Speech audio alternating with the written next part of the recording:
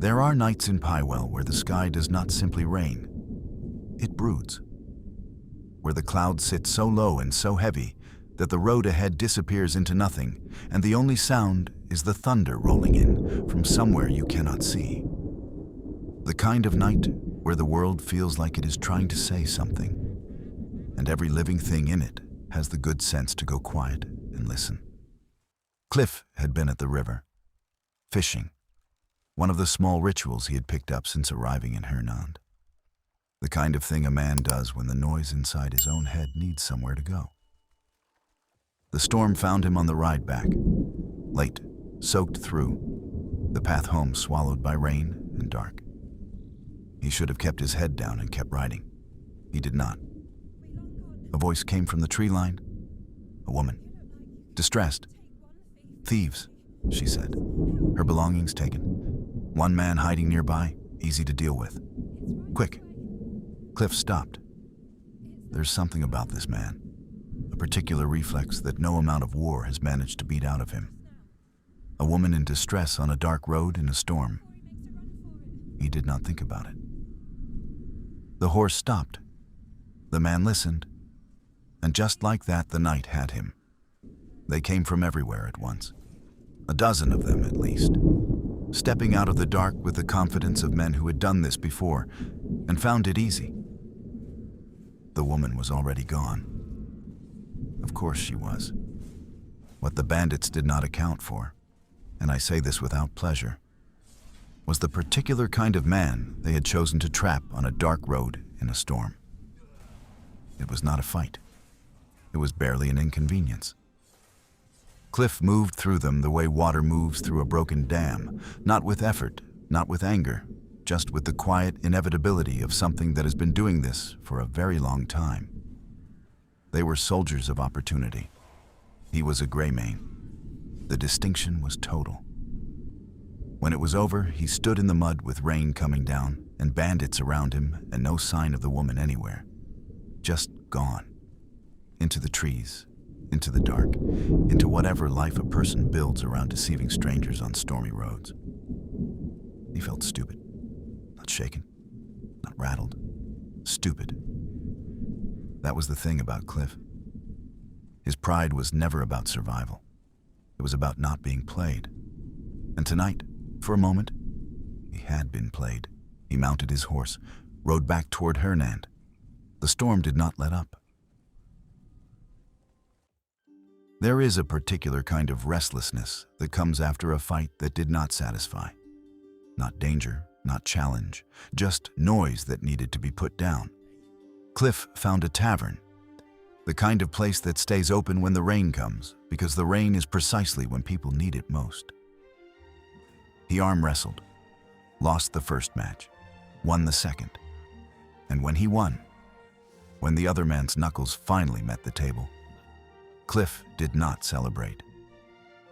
He looked at his opponent and told him he should be proud of his own strength. True strength lies in humility. I have thought about that line more than I expected to. This was the same man who 3 nights earlier had climbed through manor windows and sold stolen goods on a black market without a visible moment of conscience. And here he was, in a tavern on a rainy night, winning an arm wrestling match and offering his opponent grace. The code was not dead. It was just selective, inconsistent. Human, I suppose, in the way that most things are when you look at them closely enough. He was almost back to his quarters when he saw the children. A small group of them gathered around a figure lying near a sewer grate at the edge of the street. Kliff moved toward them.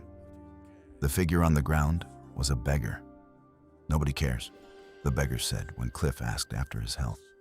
Kliff knelt down, reached into his coat, placed a pouch of coin in the old man's hands, without ceremony, without audience, without any reason that would make practical sense for a man in his situation.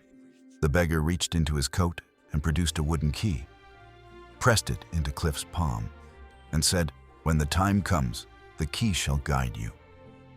Beggar then vanished into thin air. Kliff stood there with a wooden key in his hand and more questions than he had answers for.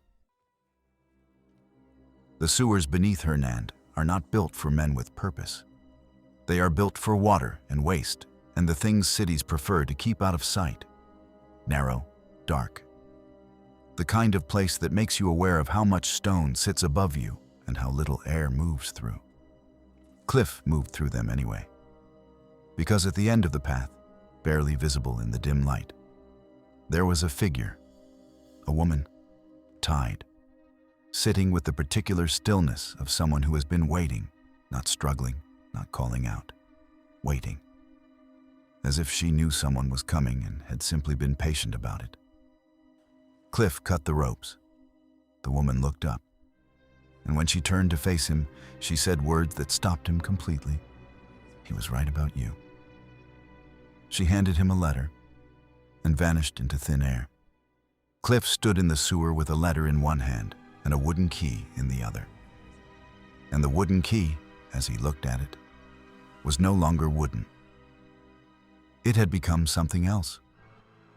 He went into the castle with the transformed key and the patience of a man who has already decided he is not leaving until he finds what he is looking for. Door after door, corridor after corridor, every room sealed, every handle unyielding, until one was not. What waited on the other side of that door was not an ordinary room. It was a gate, dark at its edges and alive at its center, pulsing with something that had no clean name in any language I know. And the place beyond it, I had no framework for. But Kliff did. He had seen it before. When Mjordan's blade found his throat and the river took him. He had been there, in that between place, before he came back. He walked through it anyway. Of course he did. I will try to describe what came next as plainly as I can. There was an island, floating above the clouds, above everything, built from materials that had no business existing in any world I had walked through. The sky around it was the kind of deep that makes you feel the distance between yourself and the ground in a way that is almost physical. A white crow landed on Kliff's arm and spoke to him. It also gave him something, a device, a force, a tool that the crow called the Axiom Force. Kliff used it to power the door. The door opened. Inside, a man in a red hood surrounded by floating books. He was standing with his back to the entrance, surrounded by the kind of silence that accumulates in places that have been waiting a very long time for something specific to arrive. When the man turned around, Kliff recognized him. The beggar. Not a beggar, of course. He had never been a beggar. He was a man named Alustin, keeper of the Axiom Archive, a repository of the universe's grand designs. Each book a blueprint of a single world, each record a complete account of something that exists or has existed or might yet exist. He told Kliff that his kindness, the coin on the street, the unremarkable human act of giving something to someone who needed it, had brought them together. What Alustin said next I will recount as simply as I can, because the weight of it does not need decoration. There are beings who have brought chaos to your world. The consequences of that chaos extend beyond you and your comrades, beyond any border or throne. The balance between this world and the abyss has begun to falter. And if it frays further, the world, the abyss, and reality itself will unravel. Kliff's first question was not about reality. It was not about the abyss. It was, do you have any news of my comrades? Alustin told him he would cross paths again with those who had escaped fate's grasp. Then he told him that the grand undertaking ahead begins with small acts. Acts that will have profound effects on the fate of the world. And before Kliff could ask what any of that meant in practice, he was teleported again. There was a sky bridge, broken. Kliff fixed it with the Axiom Force the crow had given him and crossed to what Alustin called the heart of the abyss, a contraption of floating cubes and invisible walls and mechanisms that had no instruction attached to them. But Kliff figured it out quickly. Inside the contraption, a hologram waited. A figure performing a technique, force palm, in silence, on a loop, like a lesson left for someone who had not yet arrived.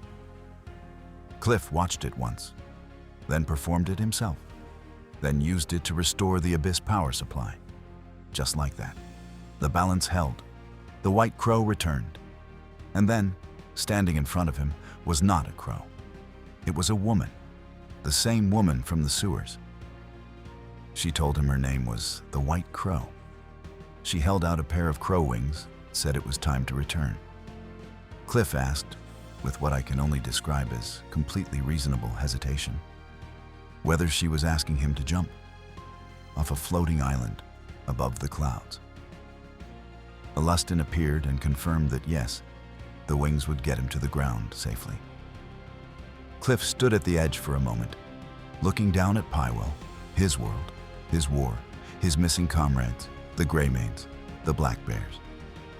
All of it reduced to something you could cover with a hand from up here. He jumped, and as he fell through the clouds, through the cold and the silence and the impossible height of it, I think something settled in him. The particular quiet of a man who has accepted that the story he is in is larger than him, larger than any of us.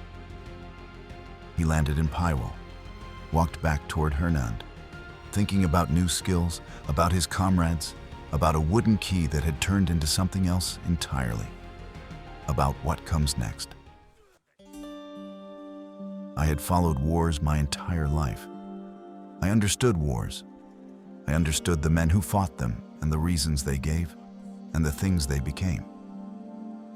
What I had just watched Kliff walk into, I did not have a name for it. I am not sure anyone does. What lies ahead, not even the archive could say for certain.